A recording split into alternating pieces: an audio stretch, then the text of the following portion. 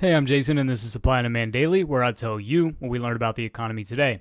Today, I'm going to talk about the Bureau of Labor Statistics releasing their Nonfarm payroll report. So that tells us how many jobs were created in May, as well as a couple of other indicators, a few other statistics about the job market that are pretty important and can tell us what's going on with the labor market.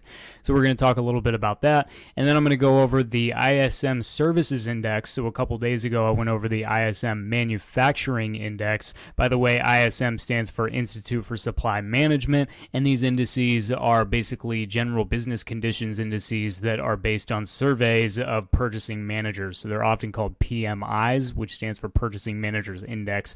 But anyway, and the European Union finalized a ban on Russian seaborne oil. So that means, seaborne indicating that oil that is coming into Europe from Russia via tankers and things like that. There are some exemptions for pipelines, and I'm going to get into the details there. So in order to do all that, I'm going to go ahead and get out of the way.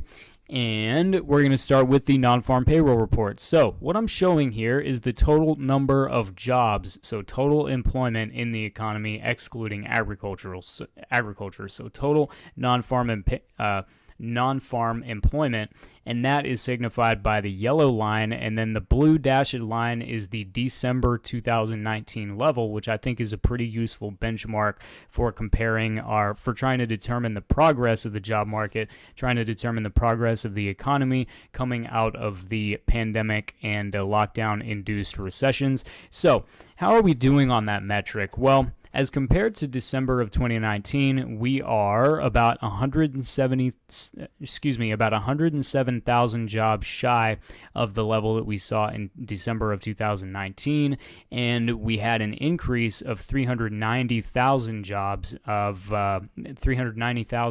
in May of this year, and that is compared to an increase of about 428, if my memory serves correctly, 420 something thousand jobs in April. So the rate of increase definitely dropped a little bit, though that's still an increase. And like I said, we're still bumping up against that pre-pandemic ceiling, which is certainly a worrisome sign, especially with the rate of job creation starting to sort of tail off.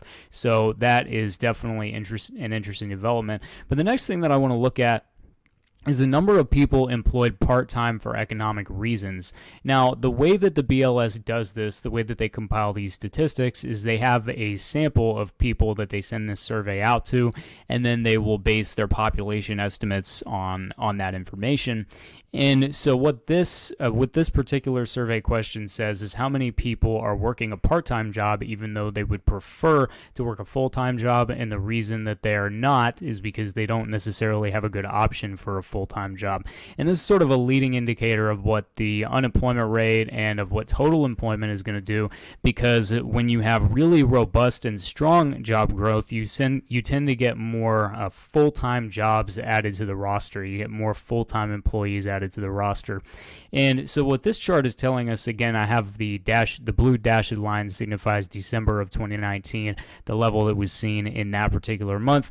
And what we have seen here is that we dipped below that level finally in the last couple months, going back to January of this year, but we have steadily risen and come above that level. So now we're hovering, we're basically in this particular indicator not doing as well in terms of the job market as it was in December of 2019. The job market growth is not as robust. So definitely something that I've been keeping my eye on.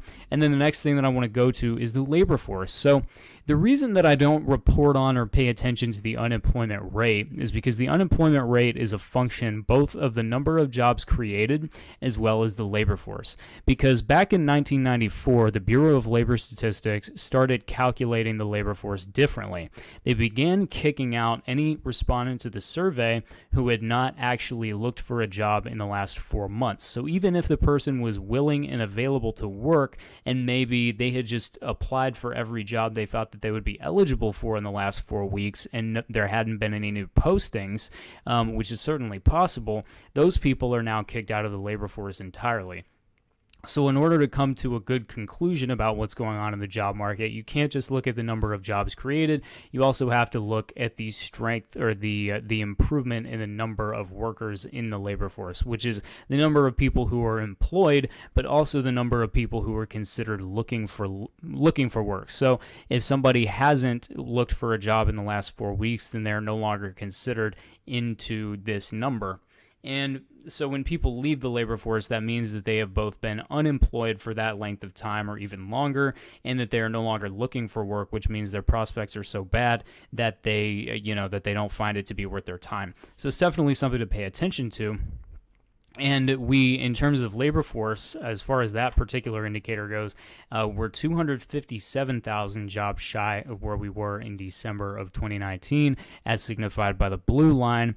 And the size of the labor force actually did tick up a little bit, but the reason that I called it unchanged in the first page of my note here is because that's essentially how the labor force, how the Bureau of Labor Statistics reported it in their data release today, right? So we had a drop in this particular number of 363,000 participants. So 363,000 people left the labor force or were not considered in the labor force anymore in April of 2022. And then we had a gain of 330,000 in May, which I think is a little bit larger than necessarily unchanged. But again, that's how the Bureau of Labor Statistics defined it. I think it's because it may be less than 0.1%. I would have to do the math, but these numbers in the chart on the side, and if you look at any of these numbers, these are in millions technically, or it's in thousands, but then when you read it, it's millions. So 162,000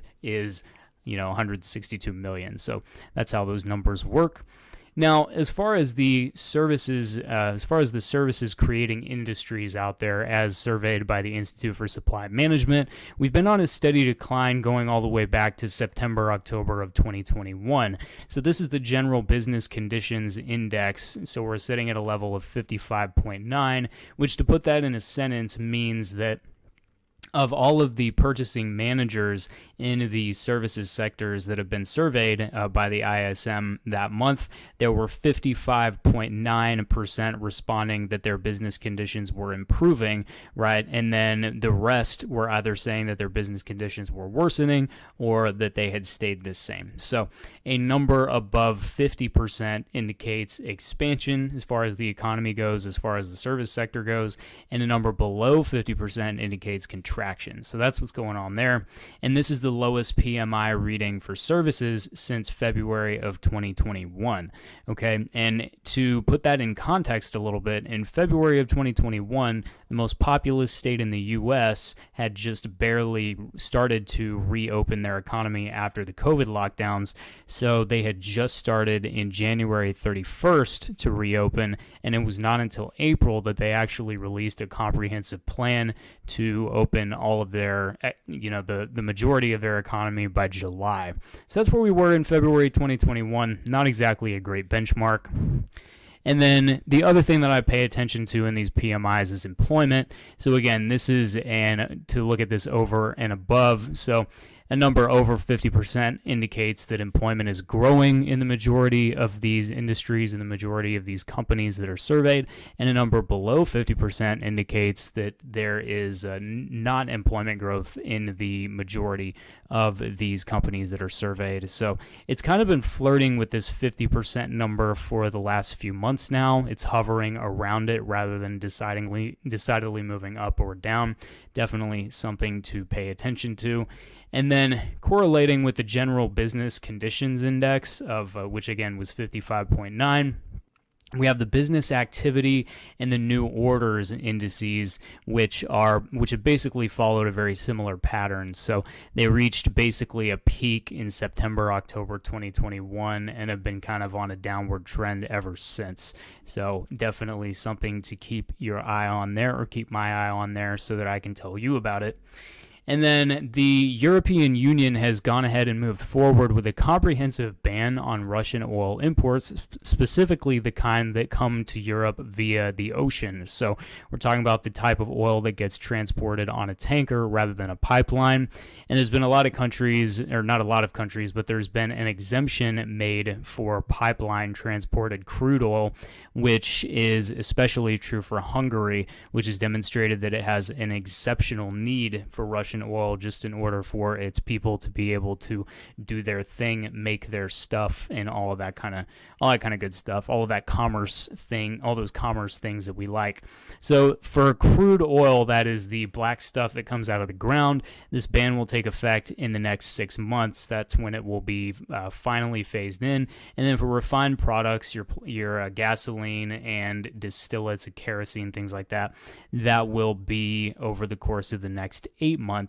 And so to me, what this says is, while both the EU, so while both the European Union and the United States have contributed a significant number of dollars and euro in weapons to Ukraine in order to fight this war, they are preparing this sort of new trade policy that it looks like, with all of the preparation that it's going to take and all of the logistical hangups, is probably going to be with us long after the war is over. Either that, or there is some knowledge at the top that is not available to the rest of us, that maybe the plan isn't necessarily to end the war. There has been some talks by foreign policy makers in the United States, including people like, current and former foreign policymakers in the United States, including former Secretary of State Hillary Clinton and including former National Security Advisor, or I believe, Undersecretary of State, I think is her position, Victoria Nuland, who have both compared the situation to the Soviet invasion of Afghanistan, which the strategy there for the United States was to contribute weapons and ammunition to the war effort on the part of the defenders of Afghanistan in order to directly bog down the Soviet Union in a long, drawn-out conflict. So this current war in Ukraine has actually been compared to that strategy on national television by people who have been in the positions of, who either are in or have been in the positions of power to make those kinds of decisions, and that tells me that that might be the end goal of this whole thing, rather than to actually win the war for Ukraine. This may just turn out to a big, long, drawn-out proxy war, the same way that the war in Afghanistan was, which lasted for several years and did not end up turning out too well for either Afghanistan or the Soviet Union. So one thing that I did want to point out that was interesting, though, is 4 days ago, on May 31st, Bloomberg actually reported that the price of Russian oil in Asia is $34 cheaper than the Brent crude price in Europe. So Brent is the benchmark price of oil in the continent of Europe, and right now Russian oil is being sold for a price that is $34 below that in Asia. So while the people of Europe are basically being gradually impoverished in order to pay for this mostly political move to send a strong signal or a strong message to Russia and try to, I guess, hit them economically where it hurts, the people who are really benefiting from it, and by the way, this will definitely trickle across the pond to the U.S. too, and already has, because the only way that the Europeans will be able to stop using Russian oil is by importing it from the U.S., and because the U.S. has an export capacity that is below the European demand for oil, that's definitely going to drive up prices here in the U.S. as well. But anyway, so while the people of the European Union countries and the people of the United States are going to pay higher energy prices because of all this, people in Asian countries like, say China and say Vietnam and Cambodia and all those places, and India as well, are going to actually save a little bit of money on their oil because Russian oil is getting comparatively cheaper. So it's kind of interesting that while maybe Russia is losing, and while the European Union is losing, and while the U.S. is losing because of all of this, you have a big block of Asian countries across the pond who aren't necessarily playing ball with this whole reorganization of the energy trade, and so they're going to benefit as a result. So I would certainly rather be one of them in this situation than somebody living in the US or Europe. Did oil prices respond? Well, yes, they did, actually. They've been on a pretty steep uptrend ever since the beginning of the war, and even before that, oil prices have been increasing for the better part of a year and a half, which is pretty crazy. But they moved even higher just in the last few days of news coming out of the EU about this move on increasing trade sanctions towards energy products coming out of Russia. So on May 31st, we had a price of $114 a barrel, or about $115 a barrel of WTI. That's West Texas Intermediate on the front month futures contract. And just a couple days later, we broke through that and are already up to 120, a little over 120 as of June 3rd, 2022. So just wanted to mention that, and I'll be back on Monday, which will be June 6th. I'll be back on Monday, June 6th, talking about the news of the economy for that day and all that good stuff the same way that I do. And if you'd like to give me any feedback, you can comment on YouTube or send me an email or anything like that, a DM on Twitter, whatever. I'd love to hear your feedback about how I can make this better and more pleasing to the eyes and ears and more informative. So I'd like to thank you for joining me this Friday, June 3rd, 2022, and I hope to see you back next time for Supply and Demand Daily. Thank you very much, and I hope you have a good weekend. Goodbye.